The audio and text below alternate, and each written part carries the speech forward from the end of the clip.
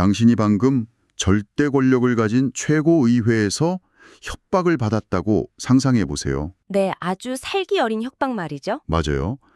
한 번만 더 진리를 말하면 죽이겠다. 뭐 이런 끔찍한 상황이요. 오늘 우리가 깊이 파헤쳐 볼 자료가 바로 이 사도행전 4장의 텍스트입니다. 네, 이런 절체절명의 위기에 처한 베드로와 요한의 이야기죠. 당시 역사적 배경을 다룬 주석들을 보면 정말 그 긴장감이 생생하게 느껴지거든요. 그러니까요. 그래서 오늘 우리의 미션은 이들이 보여준 약간 기이할 정도의 위기대처법을 통해서 그 진정한 담대함의 작동 원리를 당신과 함께 찾아내는 겁니다. 바로 본론으로 들어가 볼까요? 좋습니다. 여기서 가장 흥미로운 지점은 이 위기 상황에서 그들이 보인 반응이에요. 보통 이런 거센 위협을 받으면 도망치거나 아니면 최소한 제발 이 위협이 사라지게 해달라고 비는 게 진짜 인간의 상식 아닌가요? 그렇죠. 당연히 그래야죠. 하지만 본문 29절을 분석해 보면 그들은 동료들에게 돌아가서 곧바로 소리를 높여서 이렇게 기도합니다.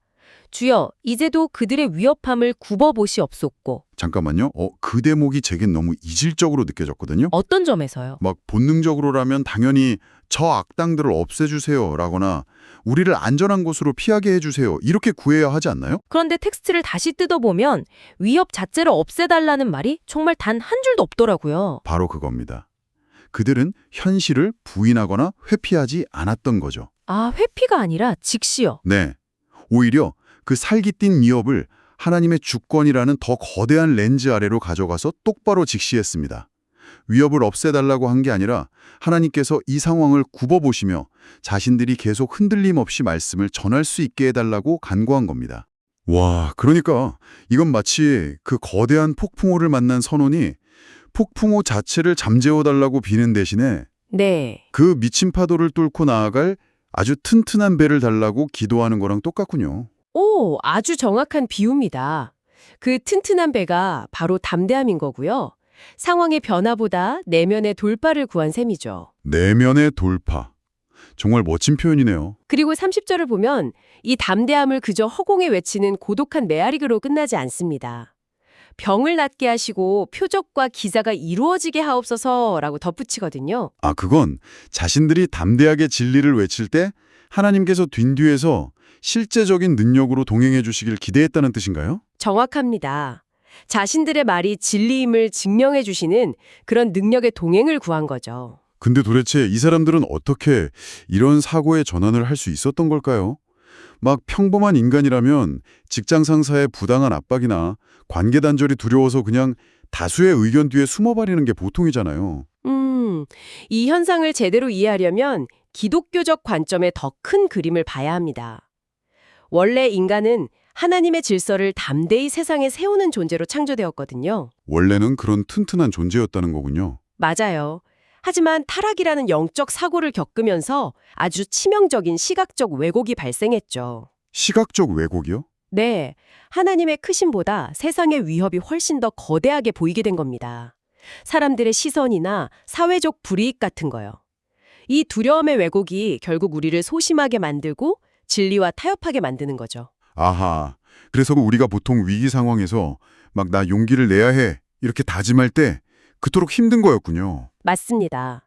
내면에서 억지로 만들어내려니까요. 마치 다 쓴 치약의 마지막 한 방울을 억지로 쥐어짜내듯이 말이에요. 내 속에서 어떻게든 그 빈약한 용기를 만들어내려고 하니까 지치는 거죠. 그런데 사도행전의 이 사람들을 보면 담대함을 자기 안에서 쥐어짜내는 게 전혀 아닌 것 같아요. 그렇죠. 그들은 참된 담대함이 인간의 의지력에서 나오지 않는다는 걸 아주 잘 알았습니다. 그럼 대체 어디서 나오는 건가요? 바로 예수 그리스도입니다. 십자가라는 극단적인 죽음의 위협 앞에서도 타협하지 않고 진리를 선포하신 그 구속의 사건이 이들의 내면을 완전히 재편성한 거죠. 아, 그 구속의 은혜가 인간 내면의 근원적 두려움을 정화했다. 이렇게 볼 수 있겠네요. 네, 그래서 담대함은 억지로 짜내는 게 아니라 위기의 현장에서 간구할 때 성령을 통해 외부로부터 부어지는 선물처럼 작동하게 되는 겁니다. 외부에서 쏟아지는 선물 같은 담대함? 그럼 이 모든 것이 우리에게 어떤 의미가 있을까요? 오늘 당신이 부당한 압력이나 불편한 시선을 이겨내고 기꺼이 진리 위에 홀로 서야 할 자리는 과연 어디입니까? 정말 중요한 지점입니다. 그리고 오늘 탐구를 끝내면서 당신에게 이 도발적인 질문도 하나 남기고 싶네요. 어떤 질문이죠? 혹시 당신이 지금 가장 피하고 싶어 하는 그 거센 위협이 사실은 당신을 가장 담대한 진리의 증인으로 벼려내기 위해 하나님이 준비해 두신 정확한 무대라면 어떨까요? 그 폭풍 한가운데서 당신은 오늘 무엇을 구하시겠습니까? 와, 상황을 완전히 뒤집어보는 질문이네요. 이 치열한 질문을 안고 현실로 돌아가는 당신을 대변해서 제가 결단의 기도를 올리며 오늘 깊은 탐구의 문을 닫겠습니다. 만군의 여호와 하나님, 저를 위협하는 세상의 소리보다 하나님의 음성을 더 크게 듣게 하옵소서.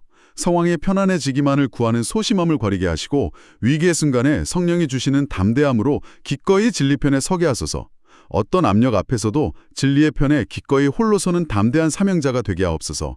예수님의 이름으로 기도합니다. 아멘.